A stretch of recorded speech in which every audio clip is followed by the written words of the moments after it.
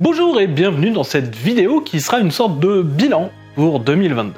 Du coup, bonne année. Comment ça, le gars de première impression l'a déjà dit? Mais fait chier celui-là aussi avec sortir du cadre de l'agenda là. C'est pas pour rien qu'on se fait chier à faire des trucs et des machins. Bon bref, bonne année 2023 et on va essayer de faire une espèce de vidéo bilan de l'année. Je sais, j'en ai déjà fait une l'année dernière, mais les conditions étaient un petit peu particulières à ce moment-là. En effet, je reprenais les vidéos suite à une maladie. Et là, forcément, les conditions sont pas encore supra-oufissimes, je suis pas encore à la montagne du summum, mais ça va mieux. Donc, on va varier un peu par rapport à ce qu'on a déjà fait l'année dernière. Ce qui va se passer, c'est que la vidéo va être découpée selon deux axes.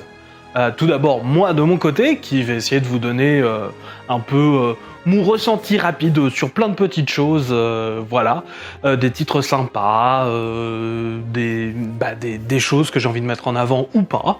Et le tout sera entrecoupé en fait d'un type qui est venu pour apporter une touche de glamour à l'émission et qui va donner en fait des prix. Alors certains qui vont être sérieux, comme la meilleure série à suivre, donc la meilleure série ongoing, et d'autres moins sérieux, comme le one-shot qui réchauffe le cœur pendant que ta couette te réchauffe les pieds. Et alors surtout ne prenez pas ombrage des prix donnés, ce n'est après tout que mon humble opinion. Et si jamais vous avez quelque chose à dire, n'hésitez pas, il y a toute une section commentaires qui est fait pour en fait. Sur ce, on va commencer, surtout parce que notre invité, Max Warp, c'est moi, est impatient de créer sa petite cérémonie des Oscars personnelle. Mais comme on est sur la chaîne de SN Parod, on va plutôt appeler ça les Stokoe d'or. Et je sais que normalement on devrait dire Stoko d'or, parce que c'est en rapport avec l'artiste que j'aime beaucoup, James Stoko. Mais comme j'ai toujours dit Stokoe et que j'ai envie de faire référence en fait à ça, je les appelle les Stokoe d'or. C'est parti!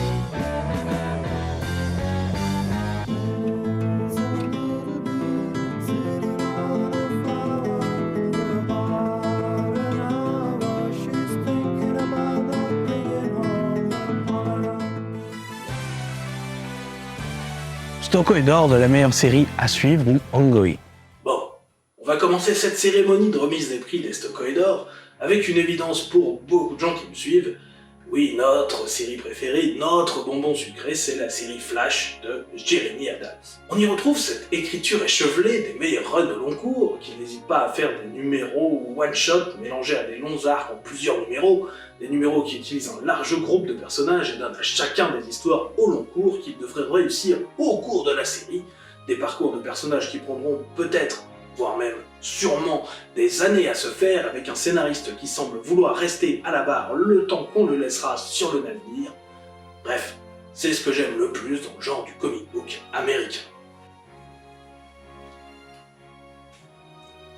En plus, la série se paye le luxe de remettre grandement en avant, et dans une forme éclatante, un de mes personnages préférés de chez DC, Wally West, le troisième Flash, de 1986 à 2009 environ. Celui qui s'est fait éclater pendant la décennie 2010 par une direction DC qui tendait à effacer le plus possible de personnages et de concepts pour les ramener sur une direction marketingement plus viable et d'effacer beaucoup de personnages intermédiaires. Direction donc intéressante d'un point de vue marketing, mais pas d'un point de vue des histoires, puisque bon nombre de possibilités scénaristiques s'en vont avec la disparition des personnages qui y sont liés. Ce run réussit lui à résoudre ce problème, comme d'autres runs l'ont fait sur d'autres personnages, et va reprendre en fait le meilleur des différents titres Flash au fil du temps, et va enfin réussir à faire vivre une vraie Flash Family comme on le rêvait depuis de nombreuses années. Et pour tout cela, ainsi que pour les personnages secondaires, comme la fille d'Animal Man, qui a un rôle, pour le fait de continuer à utiliser Barry Allen, Jay Garrick et les autres malgré un Flash titulaire, pour le fait de mettre aussi en avant les enfants de Wally et sa femme, Linda. Merci. Merci, Monsieur Adams. Cette année, j'ai extrêmement bien mangé en tant que fan de DC Comics. Ça faisait bien longtemps que la firme Modelette n'avait pas sorti autant de bons titres à un rythme aussi régulier et de façon aussi fun et différente. Je ne vous présente bien sûr plus Flash, d'autant que le Maxou l'a déjà fait, Mais je prends toujours un pied monstre à chaque numéro. C'est ma série doudou, coup de cœur, tout ce que vous voulez, c'est elle. Voilà, il n'y a pas d'ambiguïté. Merci Jérémy Adams. Mais ce n'est pas le seul titre. Par exemple, Nightwing est un très très bon titre. C'est très très bien. Et on voit le personnage retourner en fait à une énergie et une bonhomie qu'on ne lui avait plus connue depuis la série Grayson. On a aussi Batman Superman, World's Finest, qui est un petit bijou qui récupère pour moi le meilleur de l'âge d'argent, à savoir son inventivité, sa vitesse et son approche en mode concept. Alors par approche en mode concept, j'entends toutes ces idées qui me mettent des idées dans les yeux telles que je les entends, telles que Superman qui devient fou avec un coup de kryptonite rouge, ou encore Robin perdu dans le temps, et bien justement le temps d'un numéro. Et c'est excellemment bien fait, surtout qu'on retrouve donc ces idées, cette inventivité, avec les codes modernes de narration et une sensibilité donc tout aussi moderne, centrée sur les émotions des personnages, des choses qu'on avait assez peu finalement dans l'âge d'argent. C'est le meilleur des deux mondes et je mange incroyablement bien en tant que fan, je le répète. Et alors en ce moment, c'est simple, c'est super pour lire du Superman. On a d'un côté l'histoire épique de la saga du Warworld de Philip Kennedy Johnson, qui franchement touche à l'excellence. C'est une série qui sait gérer une histoire longue et aussi la rendre impactante tout au long. Ce qui n'arrive pas assez souvent malheureusement. Et en plus, c'est utiliser parfaitement son Superman, l'écrire et le gérer. En plus, on s'aperçoit que le scénariste a un plan au long cours, qui est d'ailleurs a l'air très très bien, et le titre est excellent, et ça ne cesse de monter en excellence à chaque mois. Là, on est même dans un entre-deux arcs, qui relance la machine, et même cet entre-deux arcs reste excitant. Et bon, si cette approche a laissé un peu plus de côté le côté Superman terre-à-terre, on va dire, on le retrouve quand même avec la série annexe, qui est lui centrée sur le fils de Superman et Lois Lane, John Kent, qui va plutôt nous parler lutte sociale, gouvernement corrompu, quelque chose que l'on retrouve dans les titres Superman depuis... au hasard, sa création dans Action Comics numéro 1 en 1938. Ouais, non, c'est pas mal. Non, clairement, la cantine est très bonne actuellement, et je ne parle là que des séries qui sont vraiment excellentes. Le reste est généralement tout aussi bon, mais je peux pas parler de tout, déjà que j'ai tendance à beaucoup parler de base, et en plus, le Warpounet commence un petit peu à s'exciter, donc on va le laisser parler. Stocko est nord de la meilleure série qui parle métatextuellement du médium. Alors, Chip Zdarsky, ici on a tendance à apprécier, même si on avoue largement préférer ses travaux indépendants que ses incursions dans les univers Marvel ou DC.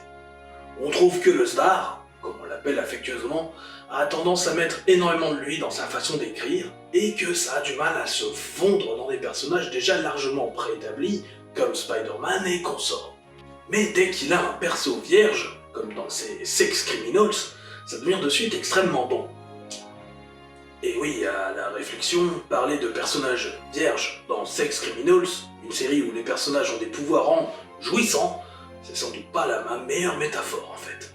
Mais par exemple, sur cette même chaîne, on a loué son épisode dans la série Crossover de Donny Cates, en justement parlant de sa justesse et de sa finesse sur l'écriture et son rapport à la fiction. Et Public Domain, l'œuvre que l'on récompense actuellement, c'est aussi beaucoup de ça. Et moins dans le rapport à la fiction et plus dans le rapport particulier qui lie l'auteur et au fait que sa création ne lui appartienne plus vraiment dans le contexte compliqué de l'édition américaine. Ici, on suit un auteur fictif, Sid Dallas, qui a créé le super-héros The Domain pour le compte d'une maison d'édition. Bref, The Domain devient le super-héros le plus connu et vendu, et la maison d'édition brasse des millions sans que le créateur, Sid Dallas, n'y touche vraiment. Alors personnellement, j'espère toujours voir la série s'épanouir un peu au-delà de l'aspect purement pécunier et procédurier, peut-être parler aussi de la vision du créateur brouillée avec des personnages parfois forcés à faire des actes qui peuvent carrément heurter leur créateur. Un aspect abordé certes, mais que j'aimerais voir plus traité. Mais la série est vraiment bonne.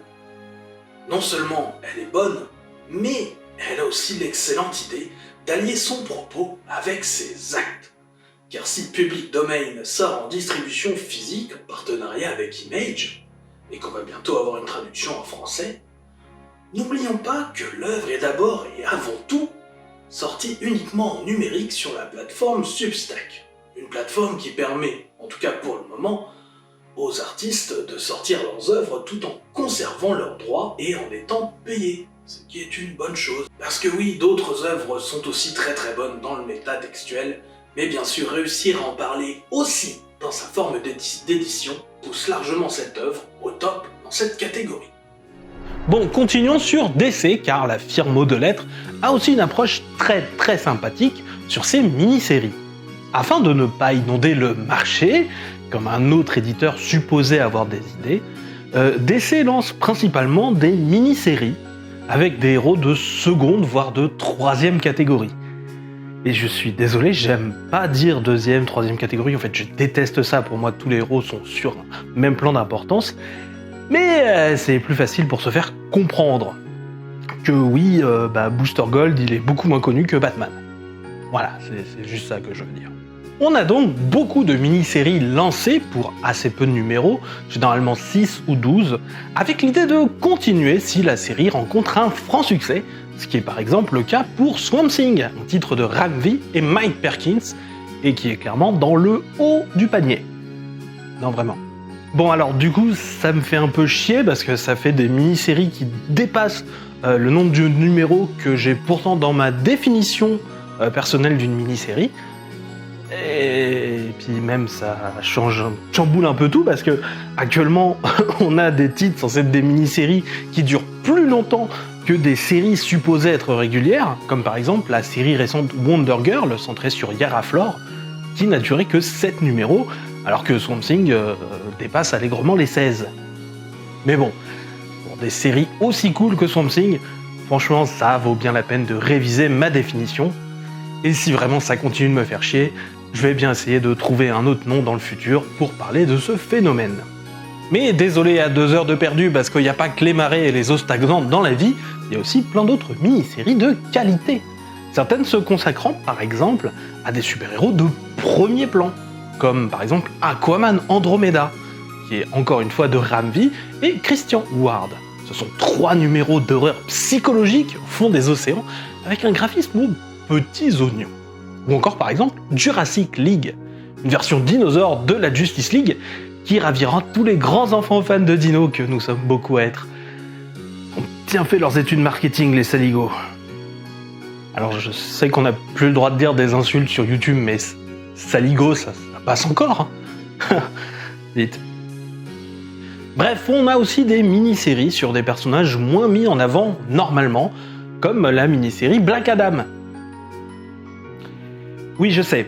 Vous allez me dire, en ce moment, Black Adam, on le voit partout. Alors, en temps normal, je vous assure, c'est un personnage qui n'est pas autant mis en avant et qui, voilà, a du mal parfois à exister, même s'il arrive à exister plus que le héros auquel il est associé, Captain Marvel Shazam, hein, quand même, mine de rien. Mais quand même, à ce niveau-là, c'est assez exceptionnel pour Black Adam. Enfin bref, parlons de sa mini-série, parce que c'est quand même ça le but, quand même.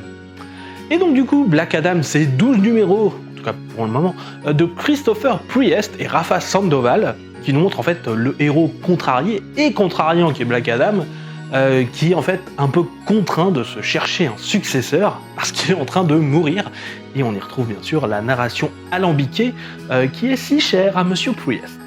Pour l'instant, c'est très bien.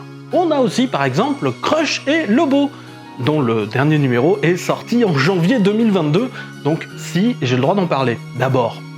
Bref, c'est une mini-série de Mariko Tamaki et Amankem Nahuelpan, désolé si j'écorche, je suis désolé, qui m'a bien fait rigoler avec cette relation forcément dysfonctionnelle père-fille entre donc Crush et son père de Lobo, parce que Lobo, la famille c'est pas trop son truc, hein. En fait les gens, pas trop son truc. Et voilà, ça marche très bien, il y a un univers carcéral et tout ça. Mais c'est pas la seule série super cool, parce qu'on a aussi la série Blue and Gold de Dan Jurgens et Ryan Sook, qui va faire trouver bien sûr avec plaisir des personnages que j'adore, Booster Gold et Blue Beetle, le tout dans une quête pas forcément sérieuse, mais foutraquement distrayante. Bon, alors, toutes les séries ne sont pas bonnes, comme par exemple Batman Fortress, ou encore La Guerre pour Terre 3. Mais on a globalement quand même un niveau très solide chez DC, et qui permet beaucoup de variété. Par exemple, on va aller des mini-séries déprimantes de Tom King, comme par exemple The Human Target, qui est super bien, à la satire sociale de Mark Russell dans One Star Squadron, en passant par l'action débridée de Task Force Z. Hop, bah, j'ai casé 3 bonnes séries en plus avant que l'autre ne vienne m'interrompre. C'est pas mal, non? Ah, et aussi, oubliez pas Wonder Woman Historia et Titans United et... Stocko Edward de la meilleure série où on tue des monstres sans lendemain comme si on était dans Buffy. Et oui, Buffy, c'était une série sympa et même si j'ai raté certaines saisons, malheureusement, j'aime bien le principe. Et j'ai récemment découvert la deuxième mini-série Conquest, ce qui m'a amené aussi à lire la première mini. Et c'est fun, on y suit une apprentie reporter, Jenny Bartman, saoulée de prendre le poste de présentatrice du segment dédié aux monstres et à l'horreur de la chaîne de télé locale. Sauf que, forcément, les monstres sont vrais et tout ça. Et dans la deuxième mini, on est sur une Jerry qui ne rigole plus, ça veut tuer du loup-garou tout en faisant la différence entre méchants monstres et ceux qui peuvent vivre en paix avec les humains. Bref, c'est plutôt bien rythmé, c'est écrit par David Dasmalchian et dessiné par Lucas Kettner. Notre héroïne est passée de chasseuse de monstres involontaire à chasseuse de monstres amatrice, et pour ceux que ça chauffe comme pitch, bah, j'aime assez. Bref, un dernier point sur les publications d'essais avant de passer à autre chose, parce que c'est quand même la première fois que j'ai en direct vraiment accès à une Crysis. Une vraie de vraie qui utilise le nom. Et vous savez la sacralisation que je porte à ce nom, et surtout à Crisis on Infinite Earths, l'event de 1985-1986, la crise des terres infinies, souvent copié mais jamais égalé. Donc, quand cet event de cette année s'appelle Dark Crisis jusque-là, annonce soudain qu'il va finalement s'appeler Dark Crisis on Infinite Earths à la moitié de sa publication, forcément je l'attends au tournant. Le résultat, c'est une œuvre qui, déjà, a gagné, de par ses thématiques, le droit de s'appeler Crysis.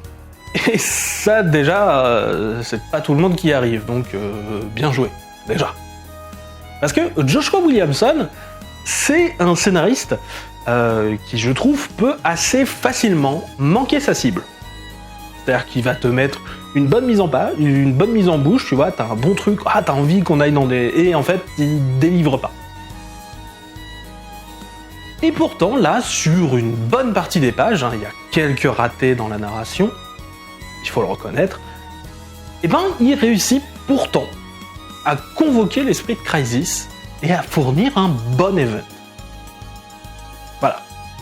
Bon, transforme pas l'essai. Ça reste juste un bon event, au lieu d'être une référence et une leçon pour tous, comme l'était Crisis on Infinite Earths. Mais rien qu'être un bon event, c'est pas si simple, on le voit encore souvent aujourd'hui, et je suis déjà heureux que Dark Crisis arrive à ce point, parce qu'en fait, pour moi, c'est déjà un petit miracle.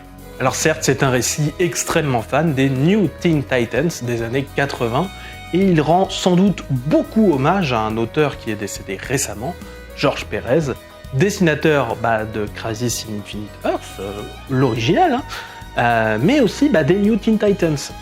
Voilà, vous allez voir, il y a pas mal de références à ce run qui ont été assez pertinentes, et si on le prend dans ce cadre-là, ça marche très bien. Mais le futur tout proche de DC semble plus être dicté par les titres Batman vs Robin et Lazarus Planet que par Dark Crisis. Et tous ces titres, en fait, c'est quelque chose où on va retrouver en fait un volcan avec un puits de Lazare. Vous savez, ce truc dans lequel Ra's al Ghul va pour ressusciter.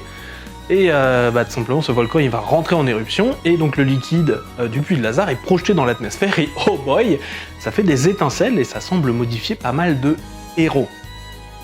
Alors il existe aussi d'autres univers un peu à part chez DC actuellement, et je vais essayer de profiter du peu de temps avant le Max Warpage pour vous en parler. Dark Knights of Steel est une mini-série de Tom Taylor et Yasmine Putri sur l'univers DC à l'époque médiévale, alors qui ne révolutionne rien, mais marche quand même plutôt pas mal en univers de fantasy, et avec des idées franchement pas dégueulasses. DC vs Vampire de James Tynion The Four, Matthew Rosenberg, Otto Schmidt et Simone Di Meo ressemble comme deux gouttes d'eau à votre mélange héroïque et horrifique auquel on est habitué depuis quelques temps, par exemple à la Deceased ou autre.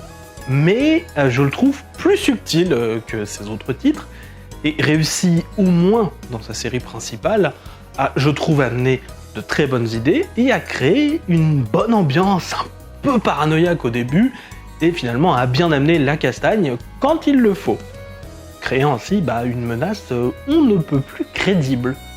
Et ça fait du bien. Alors par contre, je ne dirais sans doute pas la même chose des séries spin-off de cette série, mais la série principale, elle est vraiment pas mal, je trouve. Ah, et comment aussi ne pas parler de Flashpoint Beyond, une œuvre de Geoff Johns et Xermanico, alors qui m'apparaissait très superflu à la base, mais qui a finalement utilisé un nom connu pour annoncer la suite des travaux de Geoff Johns, qui va reprendre en fait pas mal de choses de Flashpoint, mais aussi des éléments de Doomsday Clock, qui en fait va prendre un peu sur ce que le scénariste a fait donc la décennie passée, et qui va en fait servir aussi à amener la relance en cours de la Justice Society et de Stargirl The Lost Children, deux autres séries de Geoff Johns qui sont en train de se lancer, dont j'ai pu lire les premiers numéros, et qui sont très très bonnes, et qui en plus sont deux séries liées. Donc, chapeau, c'était cool. Stankoedor de la mini-série la plus fun qu'un ami m'a conseillé. Et oui, j'ai des amis. Première nouvelle, quand on voit toujours ma gueule en vidéo alors qu'on est censé être des personnages différents, bref, on pourrait croire que personne ne veut tourner avec moi. Mais c'est généralement pour des raisons pratiques, de pas avoir à rameuter obligatoirement telle ou telle personne quand je veux faire intervenir tel ou tel personnage, surtout que ça se décide parfois dans des écritures au dernier moment, la veille du tournage. Et aussi parce que la majorité de mes amis ne vivent pas dans la même ville que moi. Ce qui est triste aussi. Bref, ce conseil, vous l'avez vous-même entendu en live dans le podcast Mission Comics sur les 4 Fantastiques, où Baptiste, du podcast Comic Speak, me conseillait de lire la mini-série The Thing. Chose faite, et effectivement c'est excellent. Alors quand on parle de The Thing, on ne parle pas du film de Carpenter, non, on parle ici de 6 numéros consacrés aux plus rocailleux des 4 Fantastiques, Ben Grimm, de Walter Mosley et Tom Reilly. Bon, déjà, Tom Reilly oblige, les dessins sont de toute beauté. Mais en plus, l'histoire est cool. Ça commence par une simple altercation à Manhattan, et ça finit par partir en dimension cosmique. Bref, on est souvent surpris par l'histoire. Ensuite, ça ne manque pas d'action. Personnage oblige, et surtout en parlant d'action, oui, Tom Reilly arrive à rendre hommage à son Jack Kirby intérieur, et c'est vraiment cool. On n'oublie pas le reste de l'univers Marvel, on rend hommage à des chefs-d'œuvre comme le duo entre Doctor Strange et Fatalis, Triomphe et Tourment, et c'est vraiment cool. Alors, je sais qu'on va me traiter de fanboy DC, mais chez Marvel, je serai plus mitigé que pour la firme aux 2 lettres. C'est rigolo parce qu'on me traite de fanboy DC alors que j'ai passé des années à critiquer DC pour les New 52 et à ne pas être autant élogieux justement sur DC à ces époques-là et à préférer Marvel à cette époque-là. Mais c'est comme ça. Voilà. Là, pour l'instant, je kiffe DC. Et Marvel, il y a aussi de bonnes séries en fait. Croyez-moi. Par exemple, je suis assez fan du travail d'un scénariste débutant, ou en tout cas qui commence vraiment à se faire une place, Jen McKay, qui fournit des séries parfois très très fun et bon enfant, comme par exemple ses séries sur Felicia Hardy, la chatte noire, mais on a aussi des choses un peu plus sérieuses comme son travail sur Doctor Strange. Non, parce que pour vous faire un pitch rapide de ce qui se passe dans cette série, c'est très simple, le bon Doctor Strange meurt. Il y a une version de lui-même du passé qui revient pour enquêter sur sa mort et qui du coup découvre aussi la vie qu'il va vivre. Et donc du coup peut réfléchir sur l'évolution du personnage. Et puis finalement, c'est Cléa, la nièce de Dormammu et la compagne plus ou moins attitrée du bon Doctor Strange, qui reprend le titre de sorceresse suprême de la Terre. Non franchement, j'ai rattrapé toute cette suite de titres en décembre dernier, donc il y a vraiment pas longtemps, et j'ai pris mon pied. C'était super cool. Prendre mon pied, par contre, c'est quelque chose que je n'ai pas fait avec le titre Hulk de Donny Cates. Alors qui certes a la malchance de passer après l'excellent et l'immensime run Immortal Hulk, mais même sans ça, je pense que j'aurais été un peu vent debout contre ce titre qui est bourrin pour le plaisir d'être bourrin et manque du moindre atome de subtilité et même dans la bourrinitude n'arrive pas à être fun. Comme par exemple le run avec Hulk Rouge avait réussi à être fun dans sa nanardise. Là en fait, on y arrive. Je trouve vraiment ça loupe tout. Ça, même ce côté fun nanar qu'on pourrait éventuellement avoir et siroter, je sais que je l'ai siroté pendant Hulk Rouge, et ben là, je suis désolé, j'y arrive pas. Ça me tombe des mains, mais d'une force. C'est incroyable. De nullité, et je suis désolé de dire ça.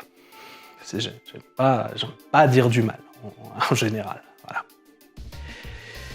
Et son run sur Thor, donc toujours du même Donny Cates, continue pour moi à être en dents de scie. Selon les arcs, par exemple, j'avais détesté l'arc Prey, j'avais apprécié le côté espionnage avec Srog, tout ce qui concerne Odin, et finalement on retombe dans le bas du front avec Banner of War, crossover Thor Hulk.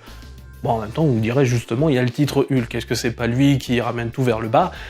Eh bien, c'est quelque chose que je peux largement considérer. Donc Thor, en dents de scie, il y a des passages que j'apprécie beaucoup et des passages que je n'apprécie guère.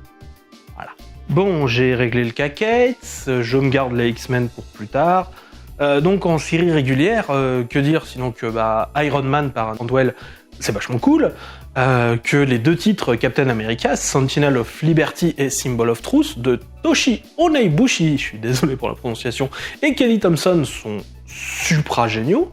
D'ailleurs, tant qu'on est sur Kelly Thompson, que Captain Marvel continue son bonhomme de chemin avec une bonne qualité régulière, que Strange Academy de Scotty Young et Humberto Ramos semble aller vers une conclusion inattendue, mais de très très bonne qualité, que le She-Hulk de Rainbow Rowell et Rogue Antonio tape dans mes kinks, en étant fun et aussi en utilisant le personnage du valet de cœur et en l'utilisant beaucoup et très bien.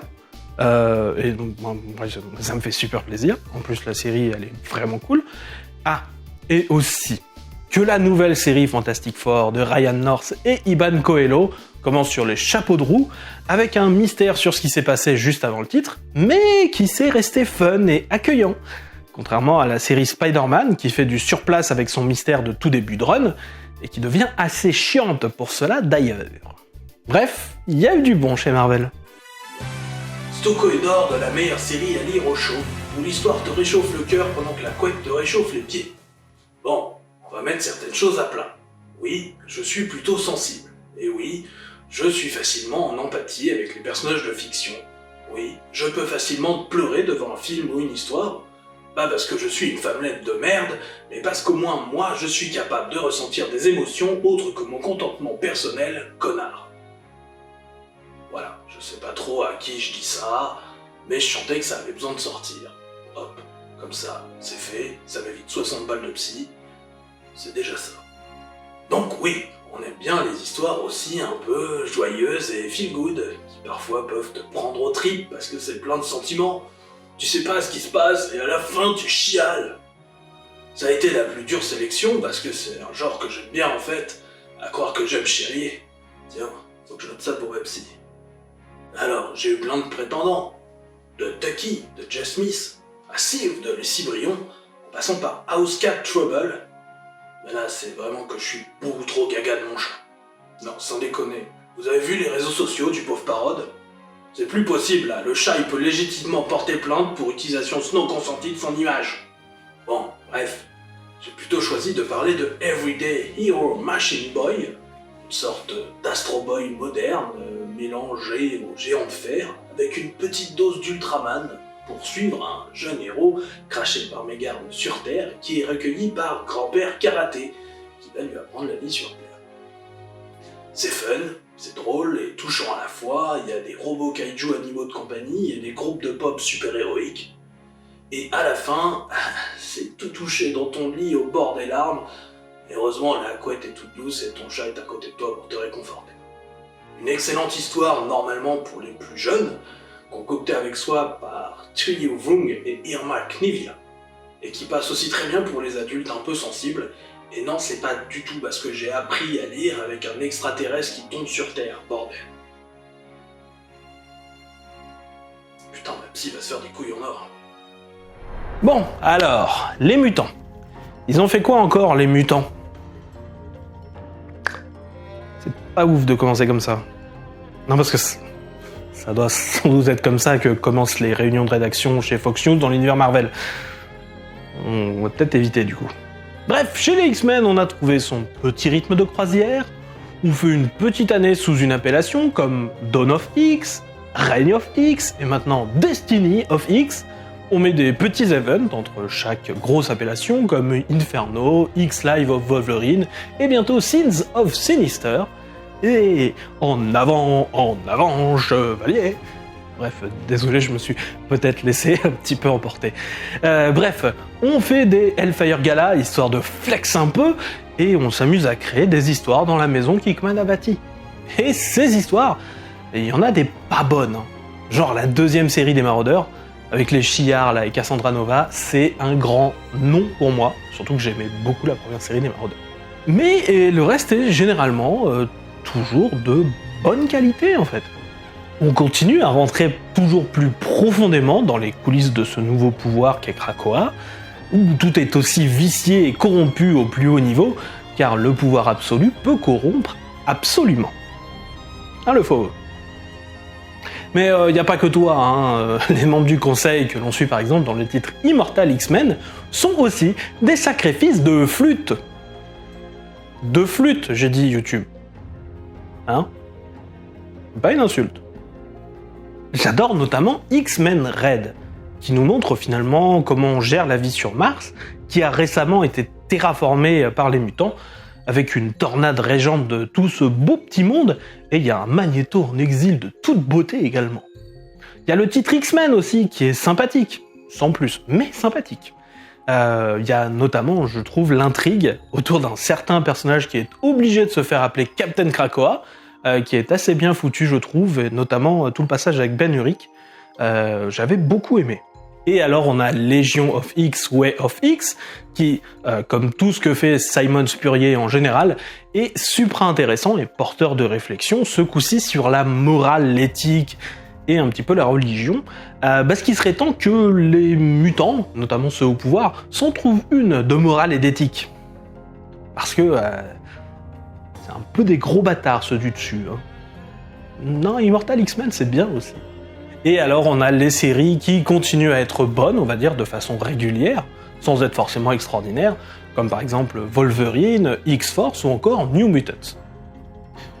Mais bon, bref, vous faire un inventaire des séries, c'est finalement un peu vain, hein.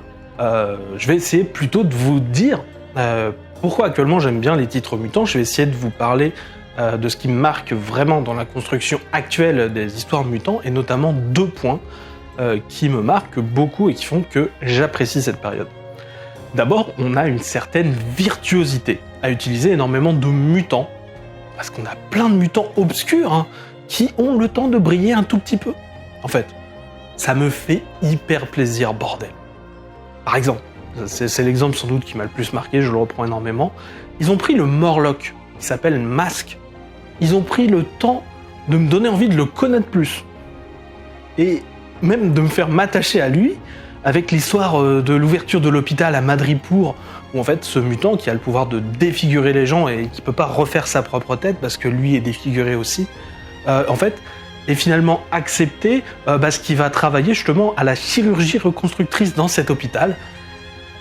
Et du coup c'était vachement cool, tu voyais le mutant qui commençait à peut-être apprécier un petit peu la vie ou à se dire « Ah putain, j'ai peut-être trouvé un truc où je vais pouvoir vivre autrement que dans les égouts ». Vraiment, je me suis attaché à Mask, et rien que ça, c'est un exploit en fait. Un vrai exploit. Le deuxième point qui m'a marqué et que je trouve vraiment cool, c'est la continuité entre les séries, qui, lui, dans un certain ordre, normalement l'ordre des checklists en fait VO, qu'on retrouve à la fin en fait de chaque numéro en fait en version originale, ça en fait véritablement une série à suivre, avec des embranchements formidables, des continuités entre les titres. Tu vois que tel truc se déroule à tel moment. Et en fait, t'as un petit truc de ça qui est pris et qui est découlé dans un autre titre et qui en fait devient limite la branche en fait, qui fait tenir l'arc d'après d'un autre titre. Et pourtant, ça vient d'une autre série. Et tout fonctionne pratiquement tout le temps comme ça. Et voilà, c'est comme ça que je lis Les Mutants. Et ça me procure beaucoup de plaisir parce que c'est très très bien fait. Il y a une maestria, c'est virtuose. En fait, c'est artistement fait. Bref, singulièrement pour Les Mutants, rien n'a vraiment changé dans la formule actuelle. Si vous n'avez pas accroché, ça a pas tant changé que ça. Et si vous aimez, c'est du more of the same, avec toujours un bon niveau de qualité. Donc du coup, Les Mutants, on aime bien. On aime bien. Stokoedor de la meilleure série mutante. Alors oui, je sais, on vient de parler des mutants juste avant, voilà, mais l'émission est faite de telle sorte qu'une série a été passée sous silence pour mon segment, c'est celle consacrée assez bizarrement à Dents de Sabre, bien nommé Sabretooth en VO. Ce n'est pourtant pas un personnage cher à mon cœur, mais l'angle choisi pour cette mini-série est fort intrigant. Le personnage de Dents de Sabre est exilé dans le puits sans fond au centre de Krakoa depuis le début de la période. Mais là, voilà que d'autres mutants sont punis et exilés eux aussi dans le puits, avec ce monstre qui ronde et qui a jusqu'ici été assez seul en ce lieu. La série est écrite par un romancier qui a déjà joué avec le genre horrifique, Victor Laval, et ça se sent bien. En plus, c'est Léonard Kirk au dessin et ça rend particulièrement bien.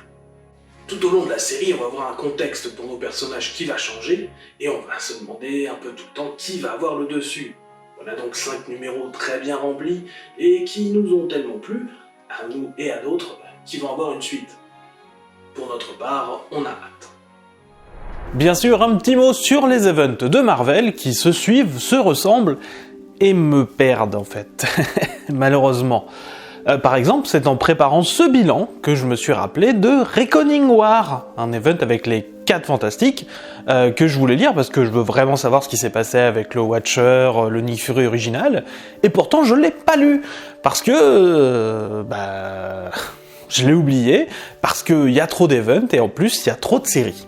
Marvel a plutôt tendance à inonder le marché en fait de séries pour petit à petit asphyxier ses concurrents, et c'est vraiment pas une stratégie que j'approuve.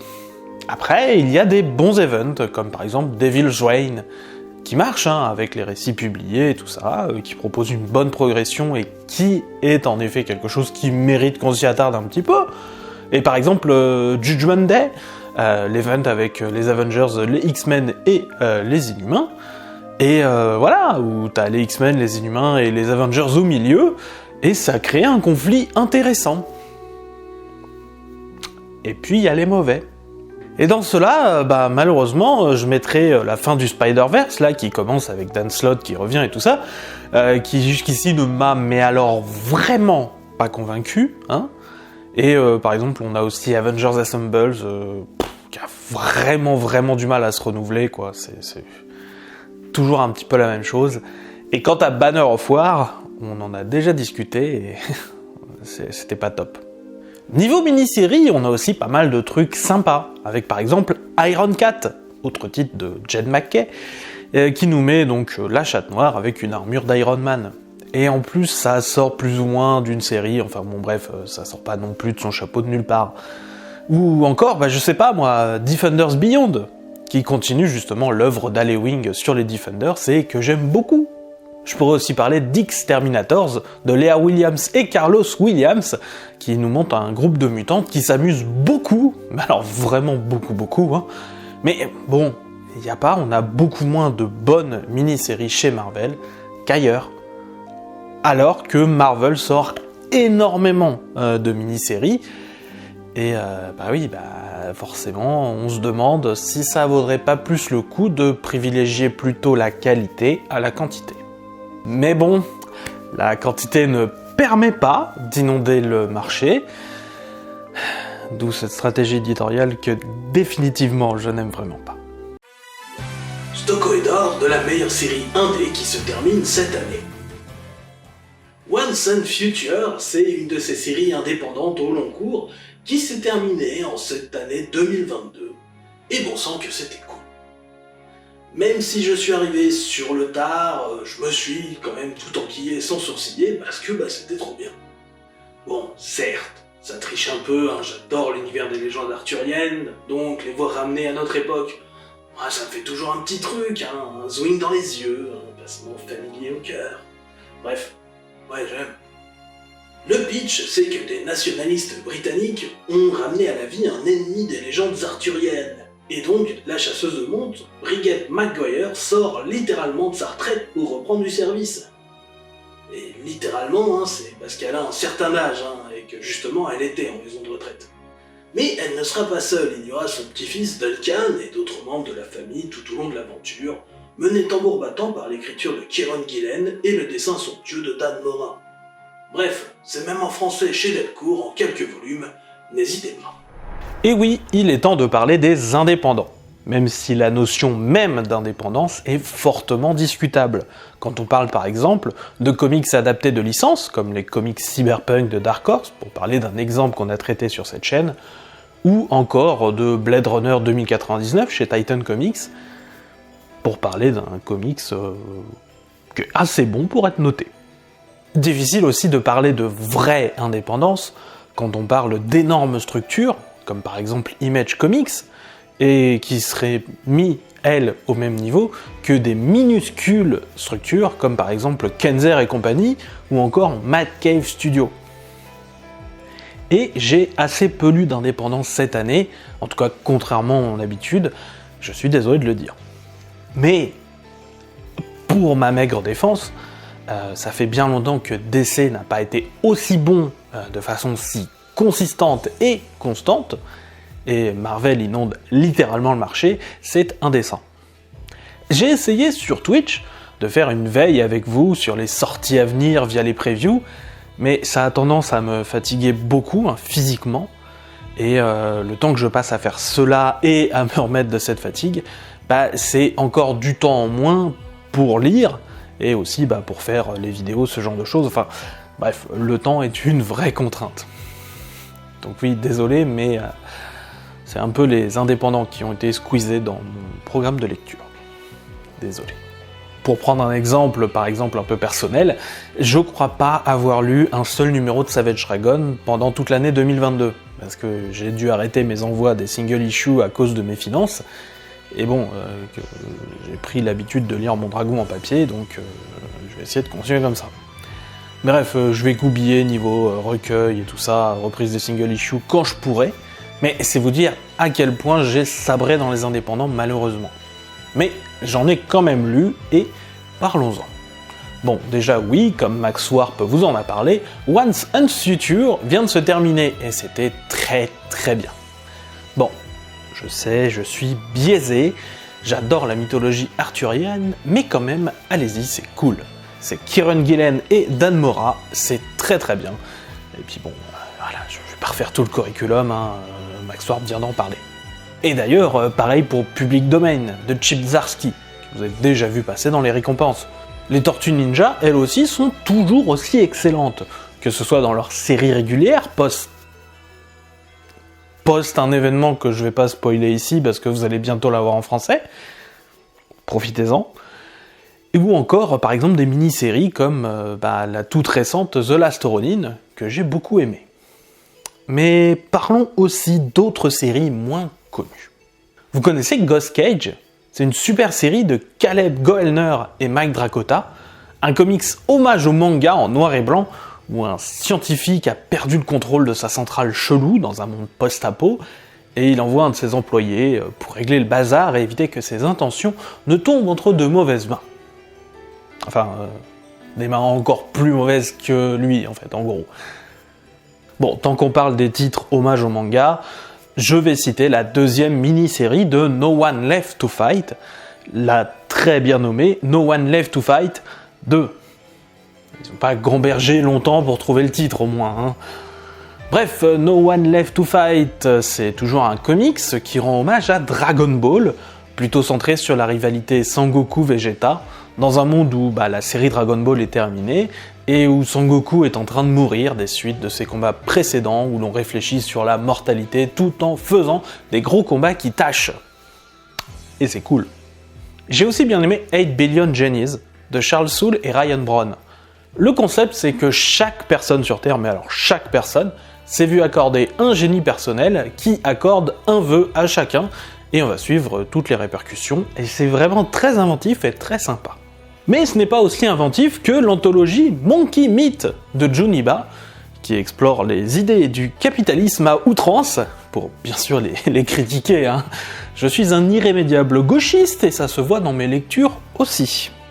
Mais on va loin dans la critique, comme par exemple on a toute une réflexion sur comment les communautés de fans influencent les esprits, toujours dans l'objectif de capitalisation à outrance.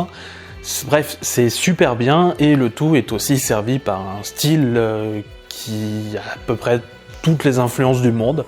En fait, c'est vachement bien. Et normalement, on devrait voir arriver la traduction en mars chez Panini de Monkey Meat, du coup j'en profite pour faire la pub parce que c'est vraiment vachement bien.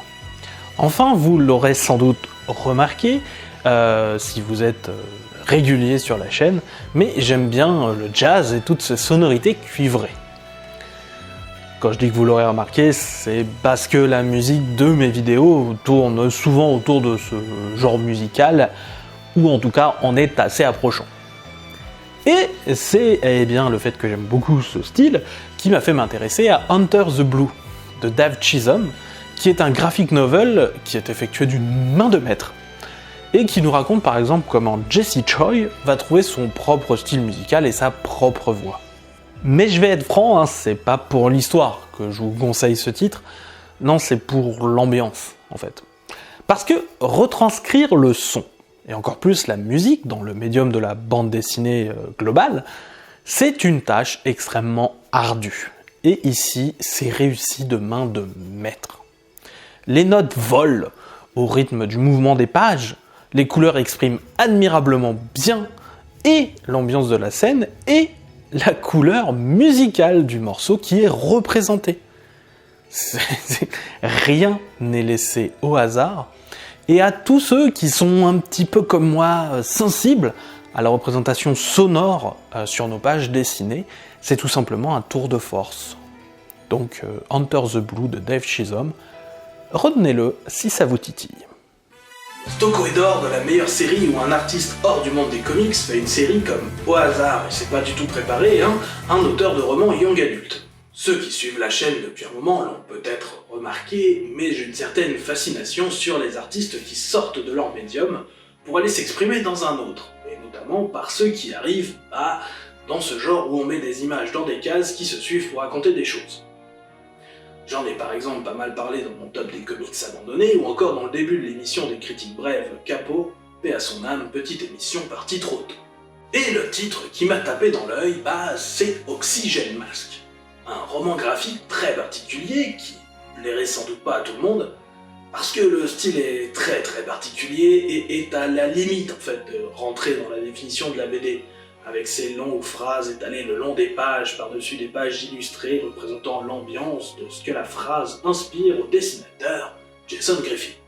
Le texte, lui, est de Jason Reynolds, un auteur donc de romans plutôt young adulte, et qui, en pleine pandémie du Covid, et en plus avec la mort de George Floyd et le mouvement du Black Lives Matter, a senti un petit peu le besoin de passer à un nouveau mode d'expression pour se sortir de toutes ces informations, et cela en plus alors que son père malade tousse de plus en plus juste à côté.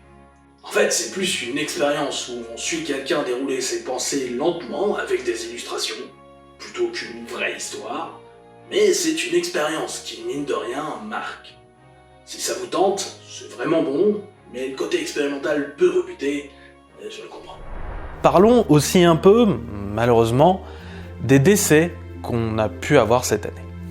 Je sais, c'est pas ouf, ça pète l'ambiance, mais cette année a été particulièrement meurtrière. Ce qui, la réflexion, est une expression un peu naze. C'est comme si c'était le calendrier qui tuait des gens, alors que j'ai rarement connu des calendriers tueurs. À moins que...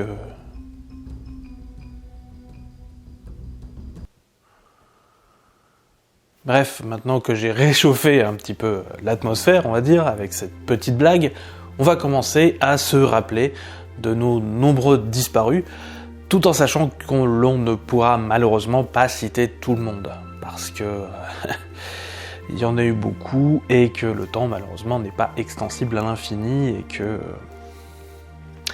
c'est aussi difficile de recenser tout le monde. Voilà. Mais dès le début du mois de janvier, l'on perdait le dessinateur Tony Tallarico, qui quand même est bien officier depuis l'âge d'argent.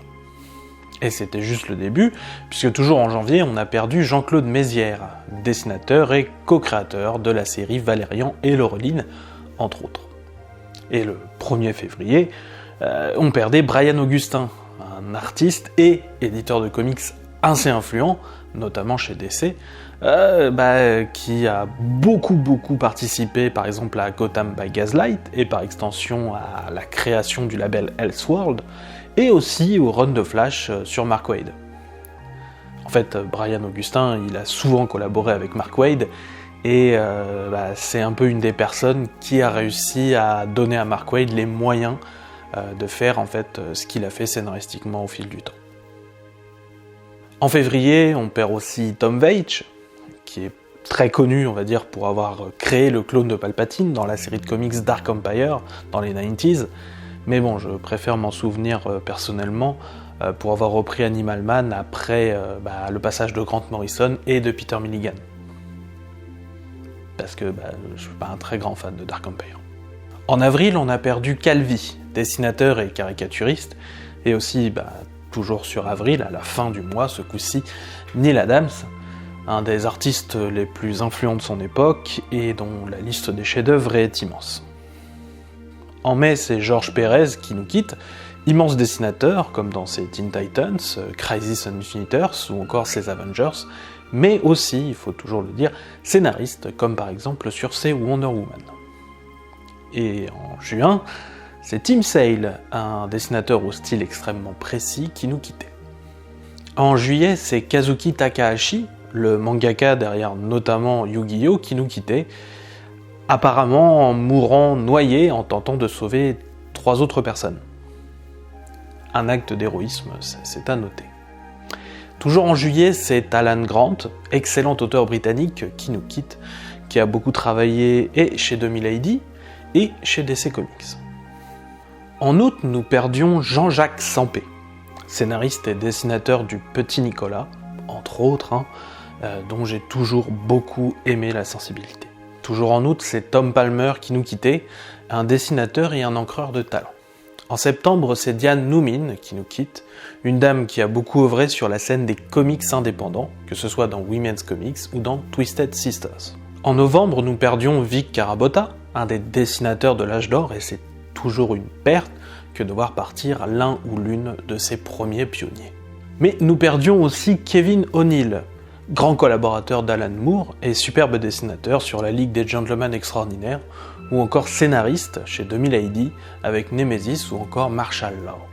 En novembre toujours, décidément, c'est Carlos Pacheco qui nous quittait, un superbe dessinateur qui a contribué à créer des séries comme Avengers Forever ou encore Arrowsmith, et aussi quelques runs sur les 4 Fantastiques, Captain America ou encore Superman.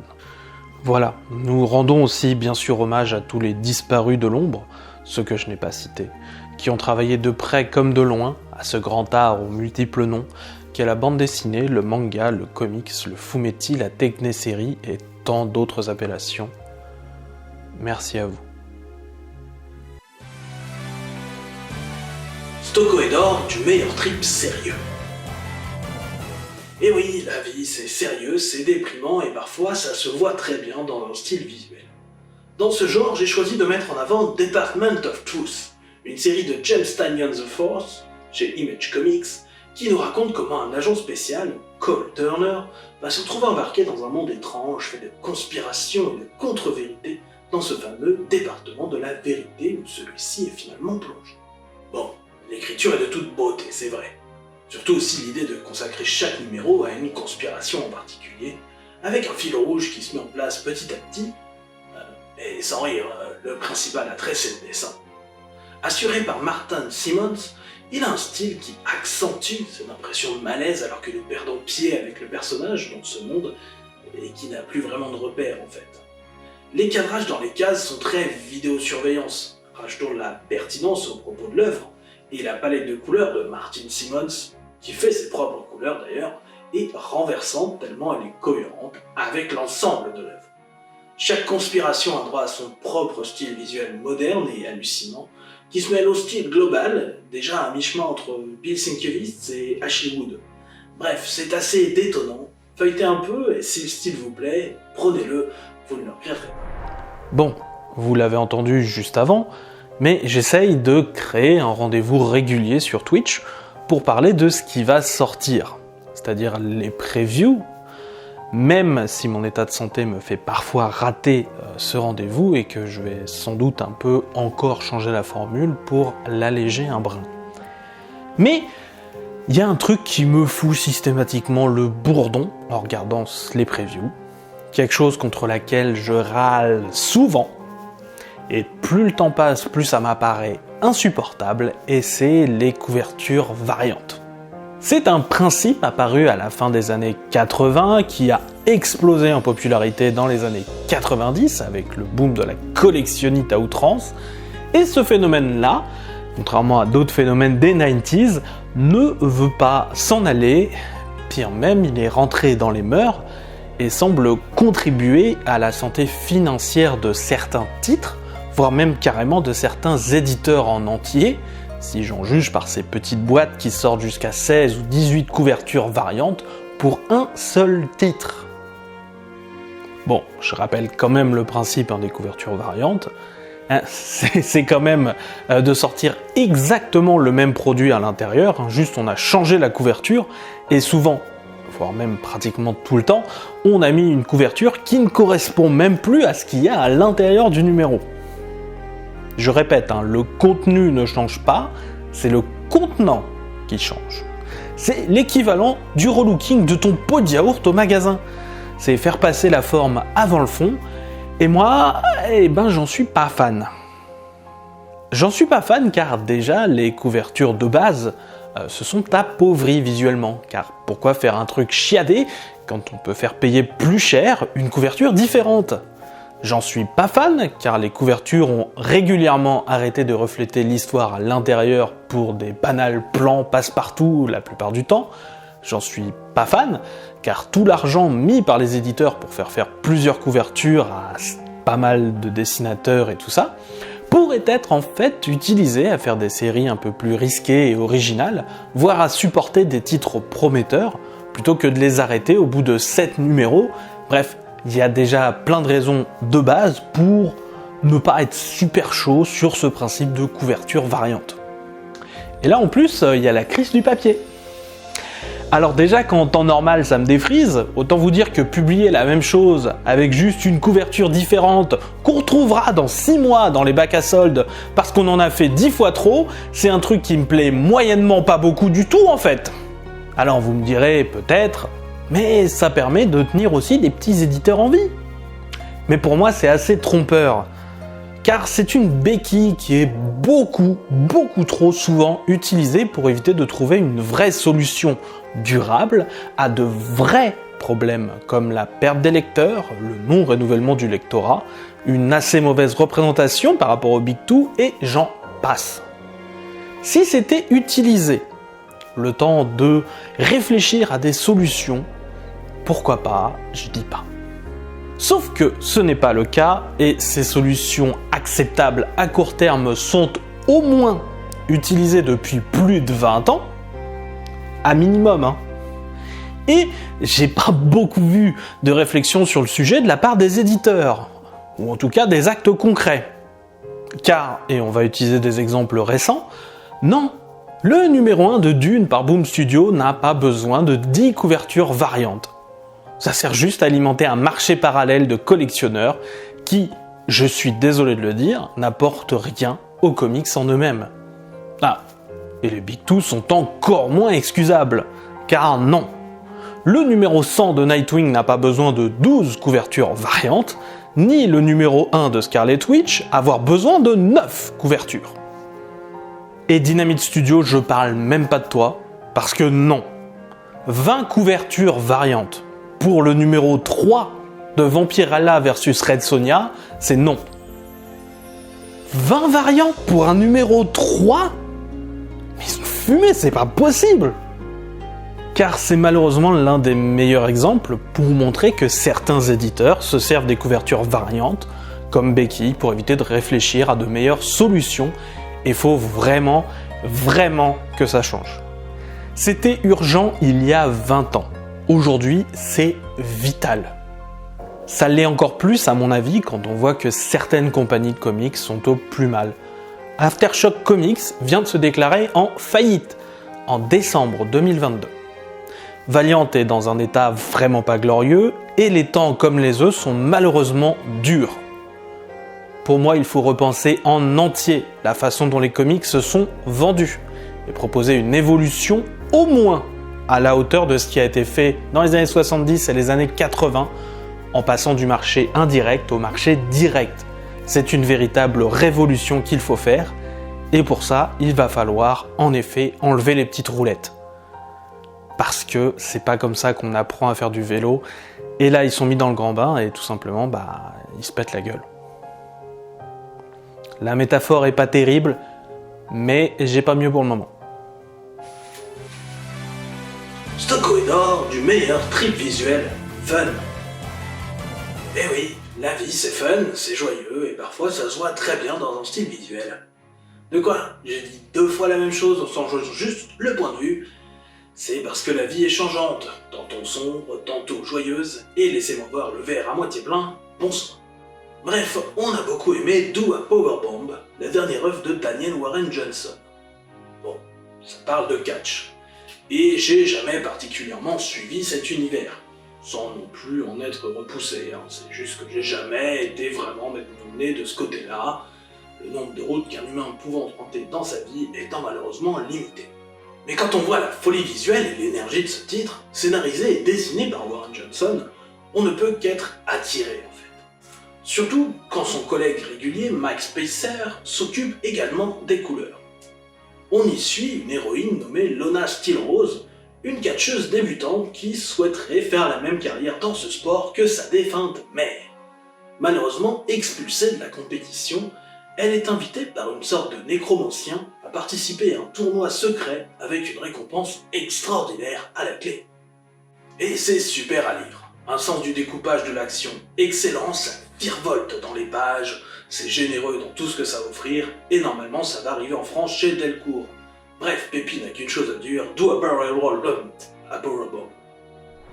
Bon alors, les lecteurs de comics français, hein ? Le marché français. Bon, désolé d'avance la francophonie, mes belges sûrs, mes québécois d'amour, mon Maghreb à la cool, et les Sénégalais qui se demandent toujours pourquoi j'ai SN dans mon pseudo, ou encore toute autre personne qui me regarde parler en français, je sais que vous existez, que vous êtes super sympa et tout, mais pour cette discussion, je vais parler un peu de chiffres, et malheureusement, en fait, je les ai que pour la France en elle-même. C'est pour ça que je commence la discussion comme ça. Je suis désolé. Désolé, je ne vous oublie pas. À jamais dans nos cœurs, toi-même tu sais, nos folles discussions et notre infinie passion. Et je vais m'arrêter là parce que ça commence à partir en slum chelou et... voilà quoi. Bon, alors, les lecteurs de comics en France, hein. À ce qui paraît, on est 4% seulement des lecteurs de BD. Et je dis BD au sens large, en France. Et c'est pas BZF, hein, 4%. Et avec ce chiffre, on comprend mieux une expression que j'utilise très souvent, le petit monde des comics. Parce que oui, on est une niche éditoriale. Normalement, sortir un comics, ça signifie peu de ventes, c'est comme ça. C'est triste et malheureux, surtout que la BD en général, c'est quand même les meilleures ventes de livres par chez nous. On va se passer sur 2-3 chiffres, et notamment sur un article de Comics Blog, qui, alors certes, reprend les chiffres d'un peu ailleurs, chez Livre Hebdo, chez GFK, toi-même tu sais si tu bosses dans le secteur du livre, mais qui, permet à tout le monde de choper la synthèse sur leur site, et c'est bien cool, d'ailleurs je mets le lien de l'article dans la description, et surtout 2 vont demander aux éditeurs de fournir des données supplémentaires non captées par l'enquête initiale, ce qui donne des chiffres qui reflètent avec toujours une marge d'erreur, hein. Il y en a toujours une, mais en tout cas sont toujours plus près de la réalité.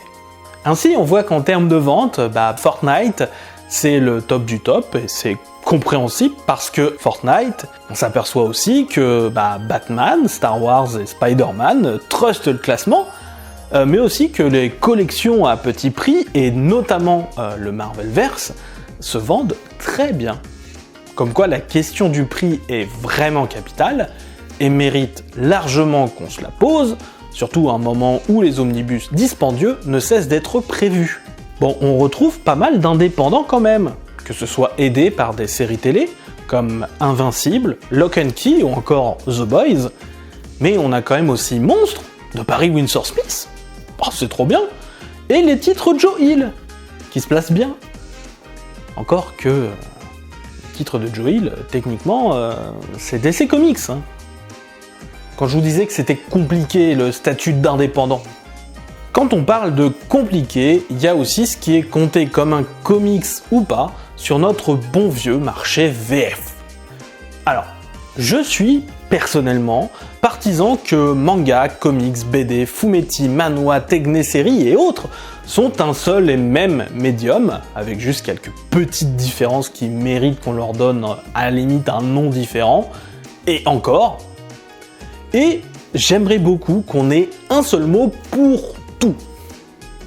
Mais je sais bien que ce n'est pas le cas pour plein de gens, et que ce n'est surtout pas le cas pour ce classement. Donc on est ici sur la définition franco-française de comics égale bande dessinée américaine. Et en ce sens, les chiffres sont toujours aussi faux.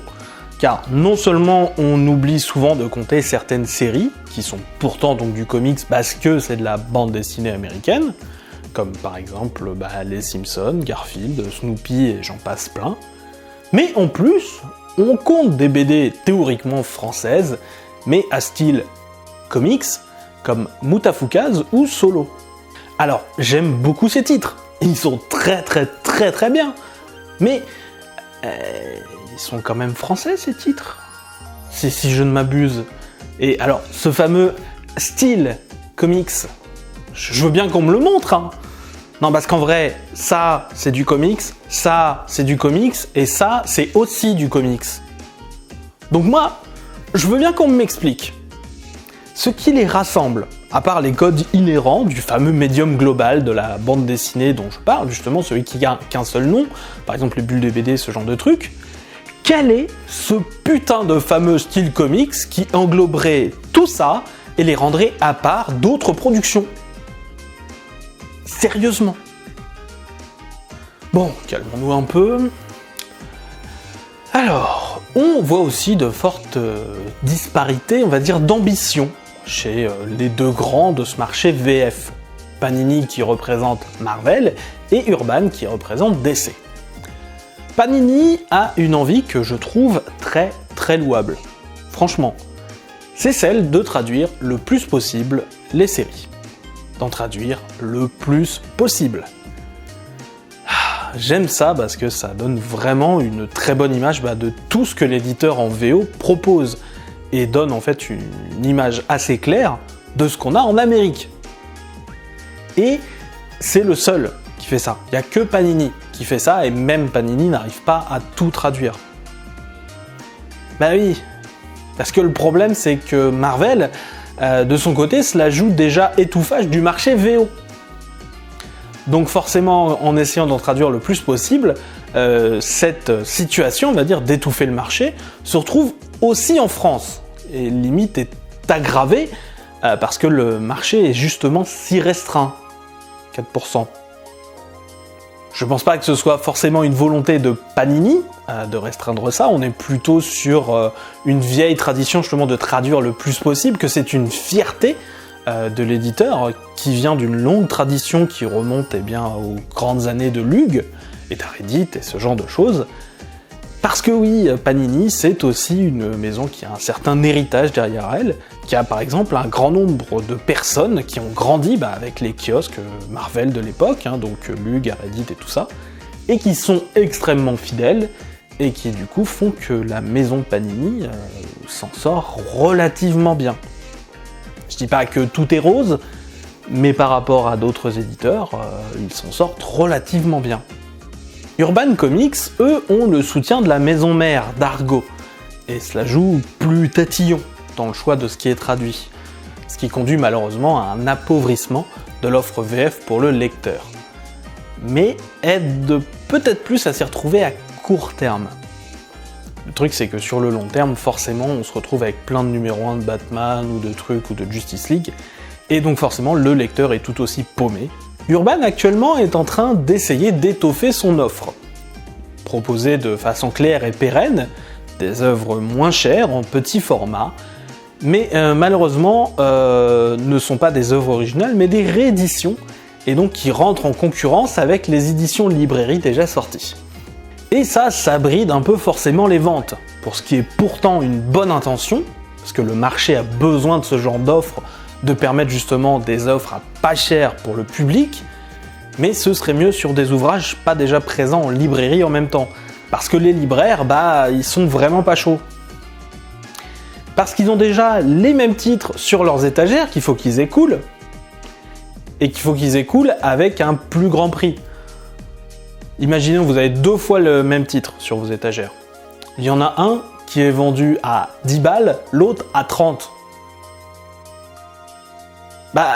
Oui, vous avez pas envie de pousser l'édition à 10 balles, parce qu'il faut déjà que l'édition que vous avez à 30 parte, et qu'elle puisse partir de vos rayonnages. C'est ça qui bloque. Meilleure nouveauté acceptée par tout le monde, j'ai pas vu de gens qui étaient contre, l'arrivée d'un format d'intégrale, avec par exemple les Batman Collection, qui seront bientôt suivis des Superman et Justice Society Collection, qui vient marcher sur le format jusqu'ici un peu plutôt chasse gardée de Panini, des intégrales. Beaucoup de petits éditeurs, eux, peinent à survivre, et le passage à des plateformes de financement participatif comme Ulule pour financer les sorties sont de plus en plus fréquentes et sont même carrément devenues la norme pour certains, comme par exemple Comics Initiative.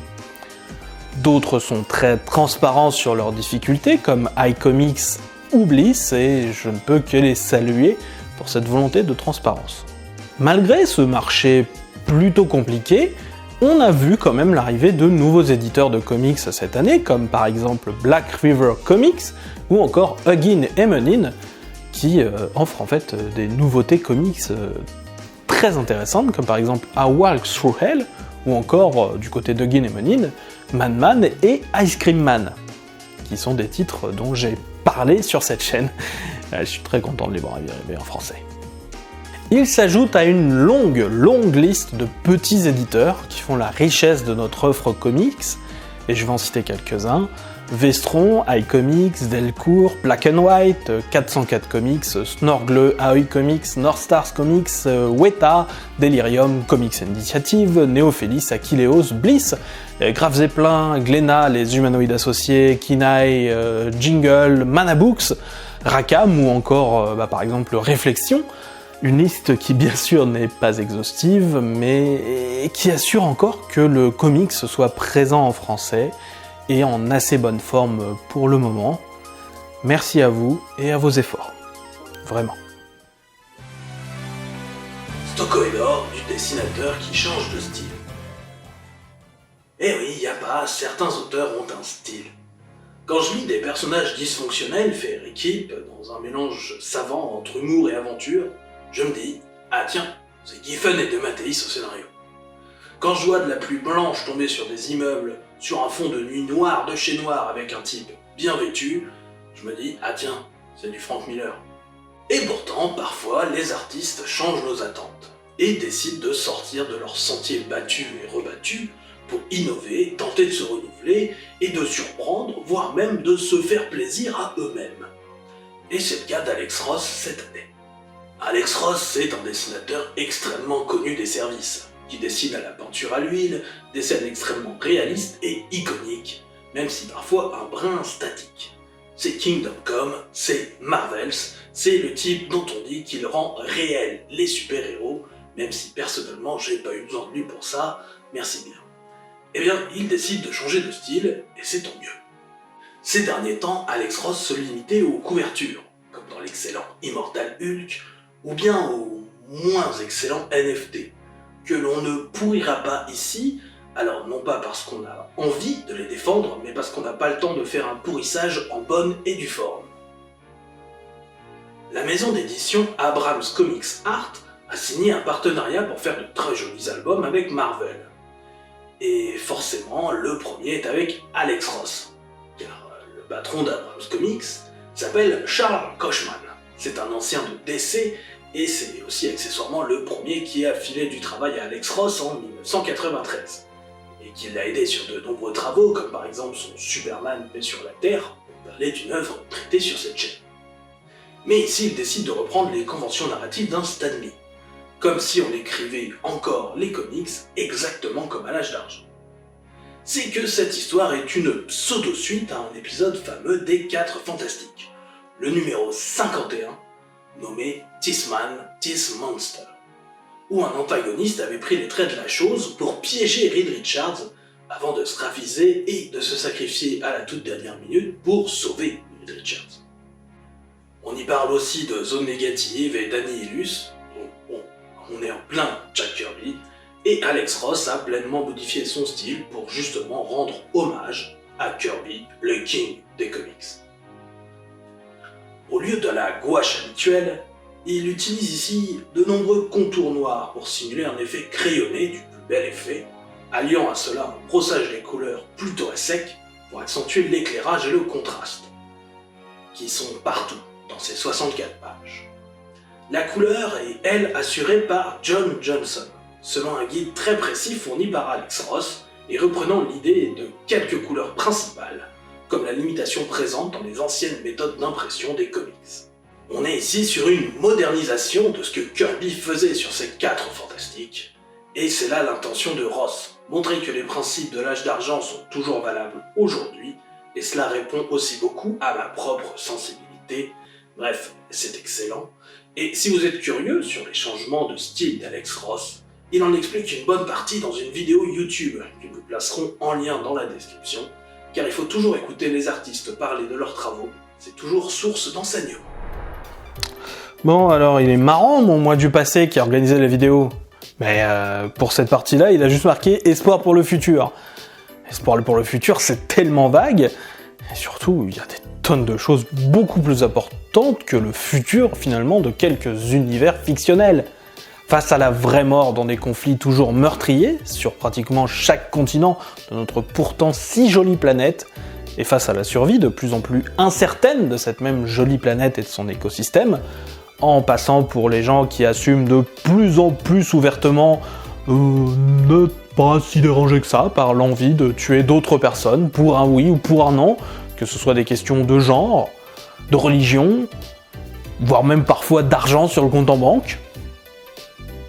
Oui, la plus importante. C'est clair.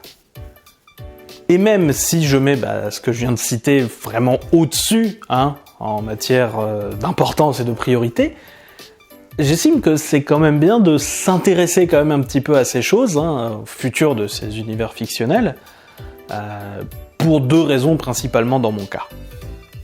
Premièrement, parce que j'ai une conception de la vie un peu personnelle, qui fait que techniquement c'est nous, humains, qui les avons fait naître, ces univers et ces personnages, et que la moindre des choses, ce serait quand même de s'en occuper un petit peu, bon sang. Là, c'est clairement personnel. Je m'estime avoir des devoirs envers ces choses un peu fictionnelles. C'est-à-dire qu'en fait, si jamais je ne les lis pas, techniquement, ils ne vivent pas. Et c'est compliqué. Deuxièmement, et sans doute plus important encore, je suis de l'avis que la faculté de raconter des histoires est ce qui fait que nous sommes ce que nous sommes en tant qu'espèce, en tant que la race humaine. Plus que le rire ou que la haine, Pour moi, c'est la faculté à inventer des concepts comme la justice, la solidarité ou encore l'art, des concepts qui n'existent en aucune manière dans la nature, hein, qui nous a fait avancer et finalement être ce que l'on est. Hein. On peut passer tout ce qu'on veut au tamis, je défie quiconque de trouver le moindre atome de justice ou d'art.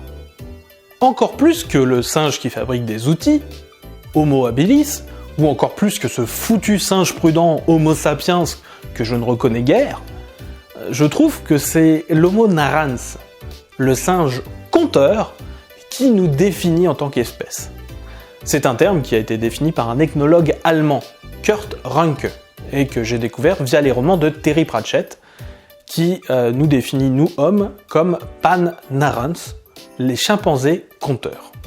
Je vous conseille notamment le roman Le Père Porcher, pour revoir en fait cette métaphore que j'ai utilisée du tamis et de l'atome de justice, ou par exemple le 2e tome de La science du disque monde pour en savoir plus. Et d'ailleurs, je vais me permettre de citer un passage de ce tome.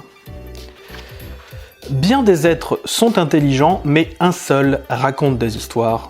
Nous, Pan narrans. Et Homo sapiens alors ? Ça serait une excellente idée. Bref, pour ces univers de fiction, je ne peux que leur souhaiter d'être cohérents entre eux, en fait. De savoir rester fidèles à leur essence, de base, tout en ne stagnant pas et en essayant d'évoluer. De grandir donc tout en restant quelque part ce qu'ils sont. De ne pas se compromettre quelque part. De pouvoir exister de façon continue. Car si le personnage n'existe pas dans une histoire, il n'existe pas tout court et ça me fait toujours un peu bizarre comme paradoxe. C'est peut-être aussi pour ça d'ailleurs que j'aime autant les personnages de second plan, voire de 3e plan, et que je les mets sur les mêmes plans que les grands qui apparaissent partout. Parce que j'ai envie de les voir exister. Et voilà, c'est tout. Bon, c'est pas terrible comme espoir pour le futur, mais en même temps, c'est incroyablement ambitieux. Bon, il est temps de parler de moi apparemment. Parce que voilà, on est sur une chaîne YouTube qui existe depuis 7 ans et demi maintenant, et que dans une vidéo bilan, ça mérite qu'on parle quand même un peu sur cette même chaîne de la chaîne. Bon, tout le monde le sait, voilà. Je me remets de maladie, et j'essaye de revenir à un rythme régulier sur cette chaîne, en tout cas, j'aimerais. Car, comme vous l'avez peut-être remarqué, le rythme de sortie n'est pas vraiment ce que je souhaiterais. Dans un monde idéal où je n'aurais à m'occuper que de la chaîne, je serais sur un rythme de sortie de 2 vidéos par semaine. Voilà mon souhait, finalement. Dans la réalité, forcément, il y a la vie, il y a ses contraintes, et notamment le travail d'ailleurs, que j'ai commencé à reprendre en ce début du mois de janvier 2023. Autant vous dire que tout ça joue sur ma fatigue. J'aimerais bien aussi pérenniser Twitch et mon podcast Mission Comics, mais c'est pareil, la fatigue est amplement présente. Et en plus, quand je prévois un enregistrement de podcast, parfois j'ai des merdes qui me tombent dessus. Voilà, Par exemple, le dernier enregistrement, il y a encore quelques jours, on a eu une grosse merde, qui fait que j'ai pas pu l'enregistrer. Qu'on décale. Et puis, désolé les gars. Bref, forcément, la productivité n'est pas au plus haut. Néanmoins, je vais essayer de m'astreindre à une certaine productivité minimum, ne serait-ce que pour me motiver moi-même. Un épisode de podcast Mission Comics par mois et au moins une grosse vidéo type Comic Story pour la chaîne chaque mois. Ce qui veut pas dire une vidéo par mois sur la chaîne, loin de là. C'est juste que les efforts fournis pour chaque vidéo ne sont pas les mêmes. Entre une vidéo ultra scénarisée avec mise en scène comme Comic Story et une vidéo type j'allume la caméra et je tourne sans script comme ma collection comics ou ma première impression, il y a des jours, parfois même voire des semaines de travail de différence. Mais mine de rien, c'est ces grosses vidéos scénarisées qui m'ont donné envie de faire des vidéos à la base, et c'est ce qui me donne en fait encore aujourd'hui le plus de fierté à réaliser et à produire. Donc c'est ce que je vais essayer de prioriser, parce que ce serait pas mal d'être fier de moi actuellement en fait. Bon, donc on est dans la franchise et la transparence, je réfléchis aussi à trouver des moyens de gagner de l'argent. Enfin, non, c'est faux. En fait, je cherche des moyens d'arrêter de perdre de l'argent, en fait. Sachez, en toute transparence, qu'aucune de mes activités sur Internet ne m'a rapporté le moindre centime pour le moment. Pour tout vous dire, j'étais tout fou quand récemment Twitch m'a dit que j'avais le droit à 18 centimes. C'est vous dire mon niveau après presque 8 ans, quand même. Et pourtant, faire ces mêmes activités sur Internet me coûte de l'argent, et ce, chaque mois. Alors, je ne compte pas les achats de matériel au fil des années, hein. Là, la caméra qui vous filme, elle a coûté 800 balles. Et c'est la 3e, parce qu'il y a eu 2 caméras, alors qui n'étaient pas toutes à 800 balles, qui sont passées. Il y a les différents appareils d'éclairage, il y a le fond vert là qui est par terre, il y a mon petit micro, voilà, il y a le passage à un nouvel ordinateur à un moment pour aider à faire de meilleurs montages. Voilà, il y a eu plein de choses de fait, hein. Mais ça je ne le compte pas, hein. Non, ça c'est des achats, ok. Mais grosso merdo, chaque mois, je paye environ 60 € pour mes logiciels vidéo et le stockage du podcast. Donc oui, je réfléchis à comment faire pour au moins ne pas perdre 60 € par mois.